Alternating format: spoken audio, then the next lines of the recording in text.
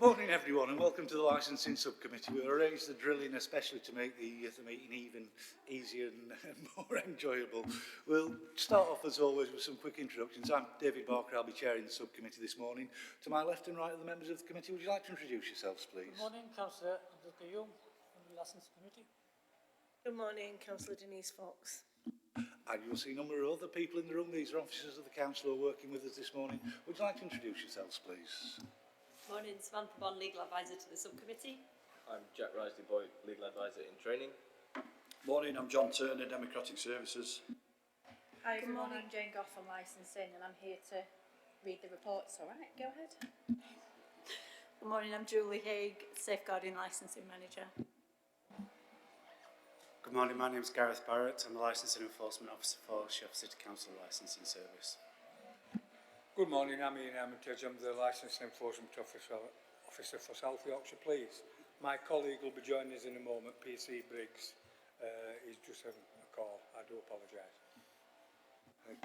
I accept that people might have some work to do at some stage. And we have another person with us. Would you just like to introduce yourself to?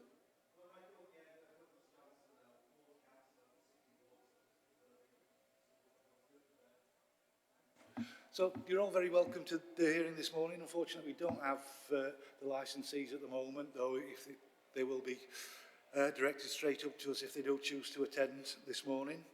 The hearings for these meetings are fairly straightforward. It is at the back of your pack, and you'll notice that at point 4 of the hearing procedure, it says the solicitor to the committee will outline the procedure. So could I ask the solicitor to do that, please? Thank you, Chair. Has everyone got a copy or a sight of the report that needs to?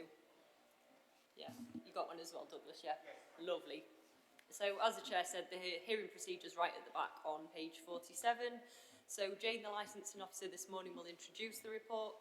If there are any questions concerning the report, that's the time for those to be raised. So, if there's anything missing or inaccurate, and then we can get the record appropriately amended for that. We'll then turn over to the applicant for review, which today is the Licensing Authority. So they'll detail the application and add any additional representations that they so wish. Members will have an opportunity for questions. We'll then head over to representatives for the other responsible authorities, so Ms Haig and Mr Armitage.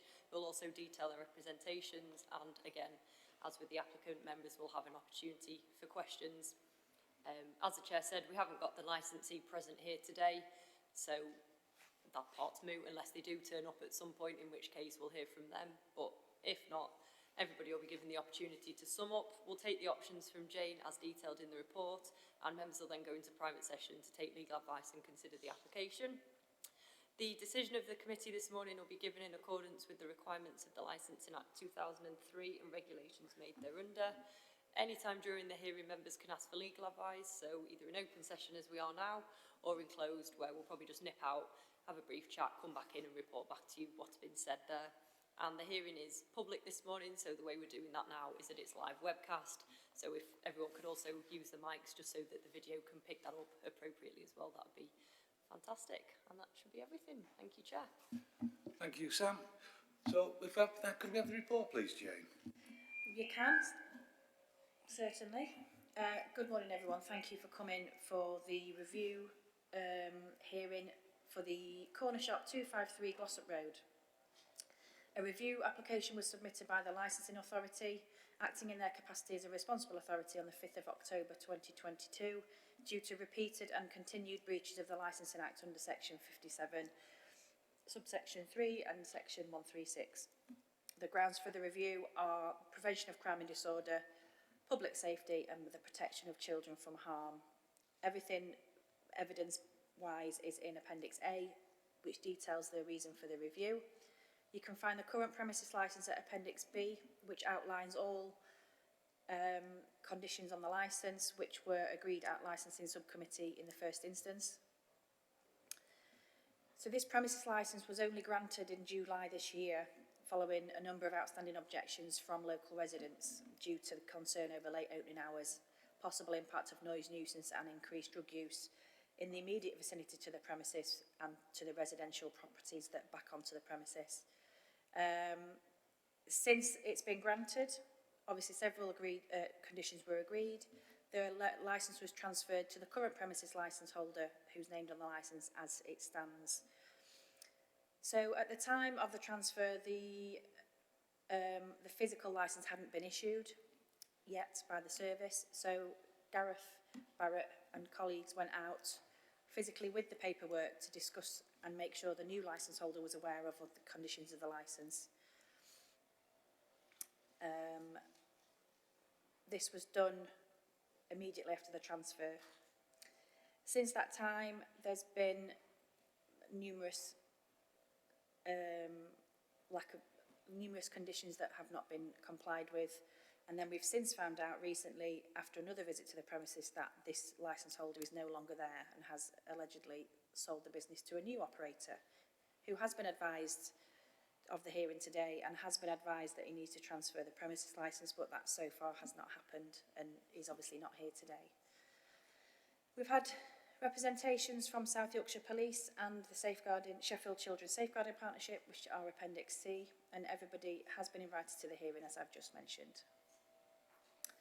So I'll just scoot through to Section 7, which is the appeal section, which states that the Licensing Act 2003, Section 181 and Schedule 5 makes provision for appeals to be made by the applicant, the holder of the premises licence, and those making representations against decisions of the licensing authority to the Magistrates' Court. So the recommendations today, Chair, are that members carefully consider the application for review along with any other representations made and take such steps as detailed in paragraph 5.2 in the report that the committee consider necessary for the promotion of the licensing objectives. Thank you, Jane. Have members got any questions regarding the report at all? No. Do you have any questions regarding the report at all? Then it's over to you to detail your application to us this morning.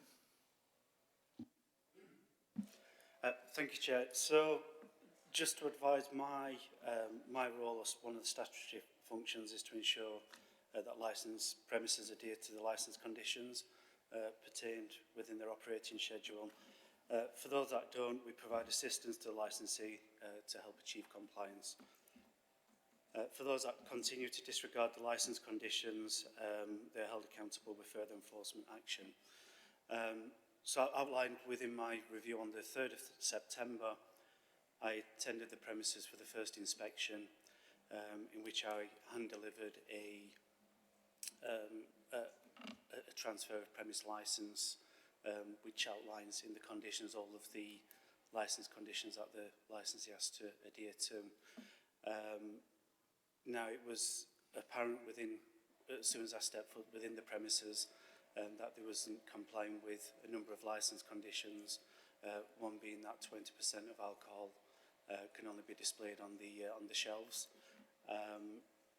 Now, I spoke to the current licensee, Mr. Naderi, in which I'd given him 2 weeks, a further 2 weeks to comply with his licence conditions, and outlined those within a warning letter, a follow-up warning letter. Also advised that the licence needs to be on display as per the Licensing Act conditions. Now, on the 20th of September, which was 17 days later, I attended the premises again with Catherine Jarvis from Police Licensing. Unfortunately, all of the 10 breaches witnessed on the 3rd of September, including health and safety issues, was still being ignored effectively.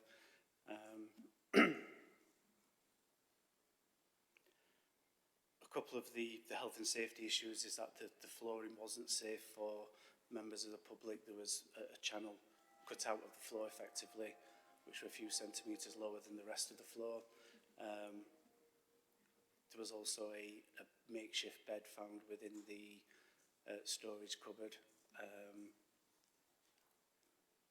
and they failed to have any form of hot water on the premises. Now, when I spoke to Mr. Naderi again on the 20th of September on the second inspection, as I said, we went through all of the licence conditions. They were still found to be breaching 10 licence conditions, which is condition 1, 2, 3, 4, 8, 11, 12, 13, 15 and 17. It was agreed with Mr Naderi that he would voluntarily close until all of the issues have been resolved and that he complies with the licence conditions. And that he would then contact Catherine Jarvis to arrange a re-inspection to make sure everything's in order before he reopens. Now, unfortunately, on the 21st of September, the following day, Catherine attended the premises and she confirmed to me that these are reopen again. So Mr Naderi is clearly failing to address any of the conditions and to comply with what is agreed with.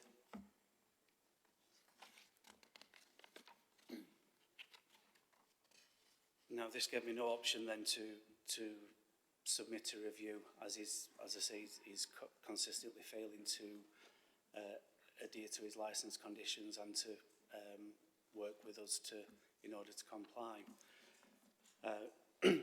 And this is the reason for the review. Now, on the 18th of November, I did re-attend the premises and spoke with the shop worker there, a Mr Barzan. Now, he advised that his cousin, Mr Karzan Aziz, is now the new owner of the premises, but he's not transferred the licence as yet. And that we've gone through a number of, we've gone through the licence conditions again, in which there's now 9 licence conditions still being breached. In addition to that, part of the inspection, I looked at the storeroom at the back, in which there was a plastic bag contained suspected counterfeit vapes. I've checked on the system as of this morning and we've still not received a transfer of premises licence by Mr Aziz. So currently Mr Naderi is still the licensee and designated premise supervisor. As Mr Naderi is still the current licence holder and that he's failed to engage with us at any point during my inspections or follow-up warning letters, I recommend a full revocation, as I'm unable to have any confidence that he will be able to comply with any further licence conditions as he can't adhere to the current ones that he has at the moment.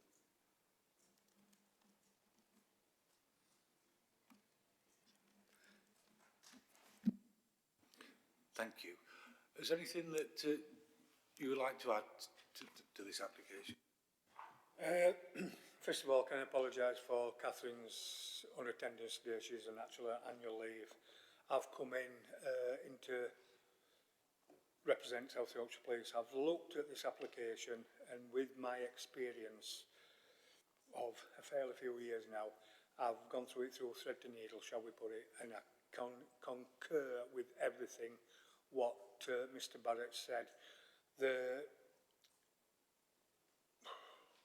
paperwork what Catherine sent in just actually confirms everything what Mr Barrett says, and it's a fairly long report, Mr Chair. If you want me to read it, I can, but we'll be but it just concurs with everything what Mr Barrett says, and in my honest opinion, I don't think the licensing authorities from South Yorkshire Police and Sheffield City Council could have assisted these premises in any more way they can, and I honestly feel that there was no option but to fetch it to a licence committee for your good selves to make that decision of what further action to be taken. Thank you. Julie, is there anything you'd like to add from safeguarding?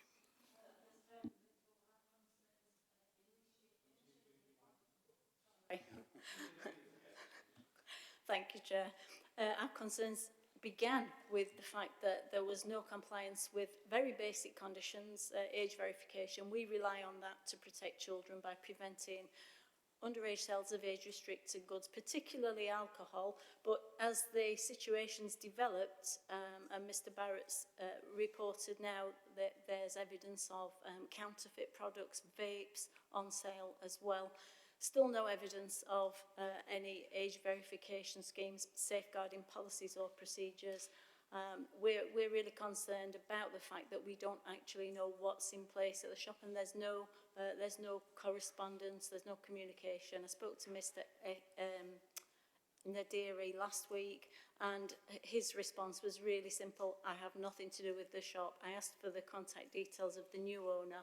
He was unable to give them to me, so we've kind of come to a stop.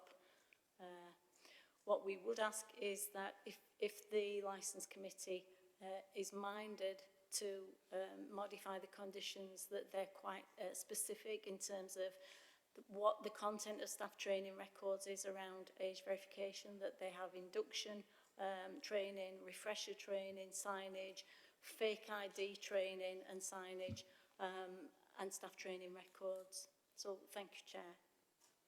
Thank you, Julie. Have members got any questions of the applicants? Abdul, do you want to start us off? Thanks, Chair. Just for clarity and for my information more than anything else, to be honest, just a couple of quick questions. Can I first of all ask, what's the difference between the effective date of the licence and the date on which it becomes enforced from? These are two different dates. Jane, sorry. I can answer that. That's just an administrative thing. So the granted date or the dates, tell me what they are again. Sorry. It says the licence First effective is when it was first granted. So that particular licence, when it says in effect from, which is a different date, is when that particular application was granted. So that's the transfer application. That's the licence that was produced from that transfer. So that's when that particular licence was enforced from. But the original premises licence itself for the premises as a whole was issued on the first granted date. Does that make sense? Just trying to get to which of these dates was it that applied in terms of him complying with the conditions? This particular premises licence holder, the second date. Yes, Yeah, okay, that's when thank the you. transfer was valid from. And the licence was issued to Mr. Ehsan Naderi. And apparently, although he's transferred it, but that transfer has not taken place. Is that what you're saying then? But he's still responsible for the That's the correct. licence Mr. condition. Nadir is still responsible for the licence and its conditions. Thank So you. we had an initial grant of the premises licence, which was a different person altogether. Then Mr. Naderi took over the premises and transferred it into his name, which is the August date. And now we're saying there's a new person that's come in that's said that they've bought the business, but that hasn't been transferred to them yet. So Mr. Naderi is still responsible at this moment in time. Thanks, Chair. That's just for my clarity. Thank you.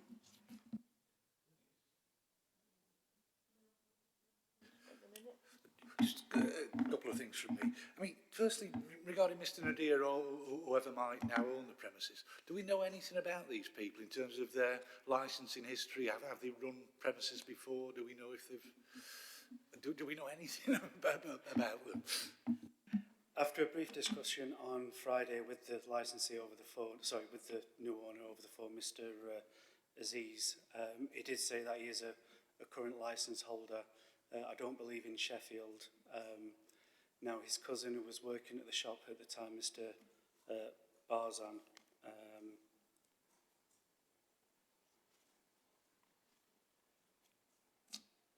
I think his name was Mr. Barzan Ahmed. He actually was the licensee for the Now Market at Pittsmoor, in which we reviewed his licence earlier this year for counterfeit cigarettes effectively, and his licence was revoked, which I believe is currently at the courts for determination. Is the premises still trading at the moment? Yes, the premise was open on Friday evening. They've also changed quite a lot of the layout of the premises now, in which there's at least 60 to 70% of alcohol now on display.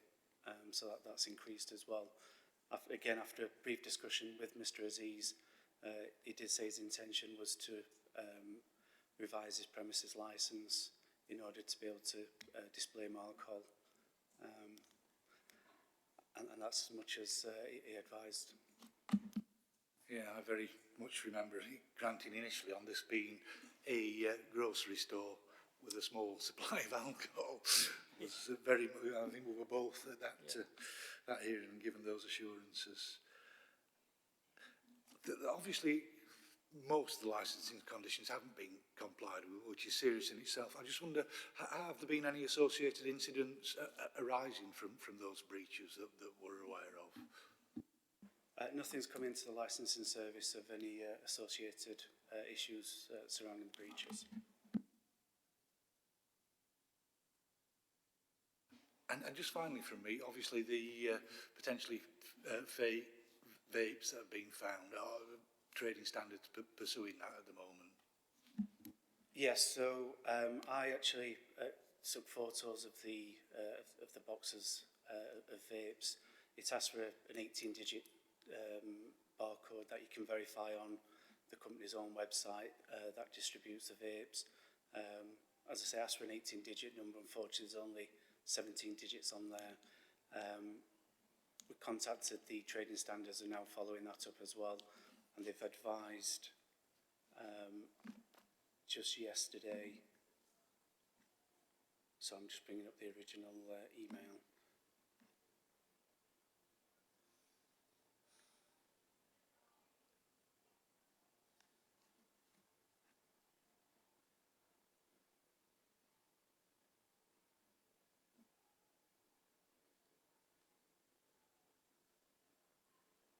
Yes, so the vapes that was that was in the plastic bag cannot be legally sold. The picture on the back of the package indicates that the tank size is 10 millilitre. The maximum size of tank can be for this for a vape is 2 millilitre, and it's a requirement under Part 6, Paragraph 36, that Tobacco and Regulated Products 2016. So there could be further offences relating. Once they examine this further in detail, which they're looking at the moment.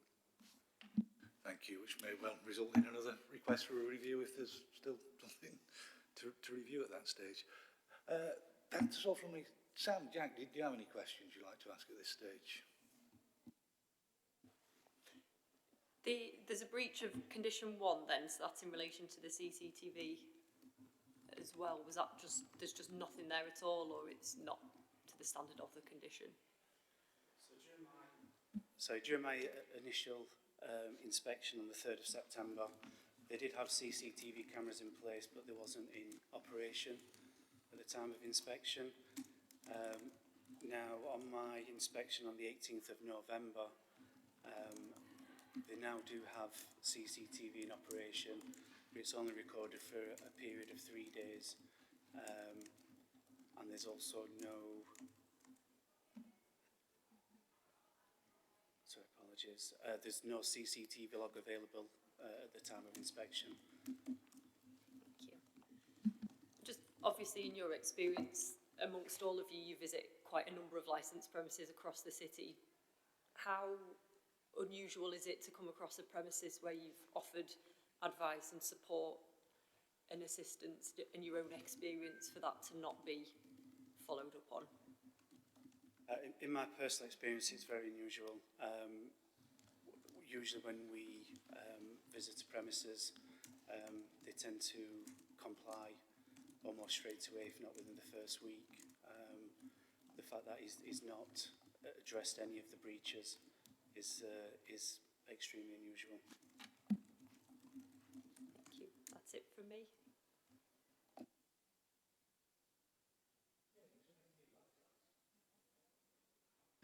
And then you have the opportunity to then sum up your application to us, and you have the final say on this. Anything you particularly want us to take into account when we make a decision on this matter?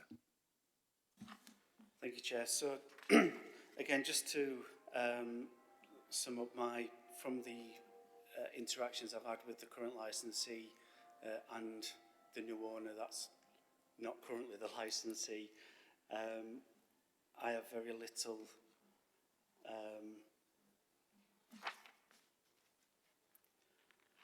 confidence. Yes, thank you. So I have very little confidence that they will adhere to any of the licence conditions going forward, given the current breaches and undermining one or more of the 4 licensing objectives. As I said, I do recommend a full revocation, as I'm not confident that they will be able to comply with any additional licence conditions. Thank you. Anything else anybody would like to add before we take I could the add options? to that, Mr Chair, please.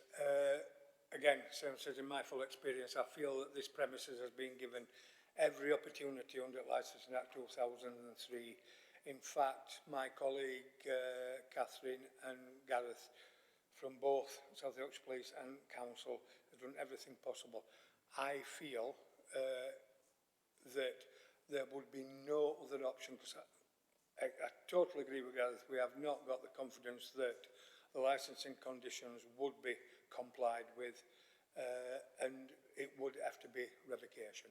Thank you.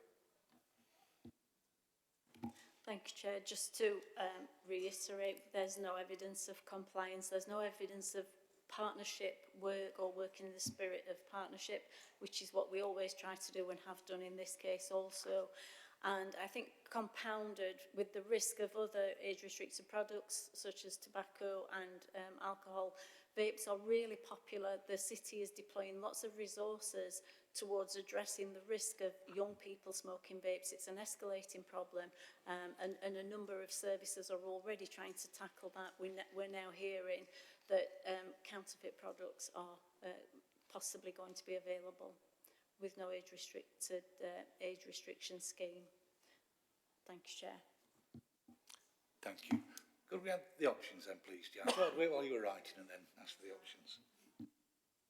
Okay, so the options to the committee this morning are to modify the conditions of the licence, to exclude a licensable activity from the scope of the licence, to remove the designated premises supervisor, to suspend the licence for a period not exceeding 3 months, revoke the licence, or to reject the application for review. Thank you. Thank you. Could I ask you to now leave the room with the licensing officer while we take legal advice? And as soon as we've made a decision, we'll invite you back in and tell you what that is. So you get to tread those wonderful corridors again that you spent most of the morning.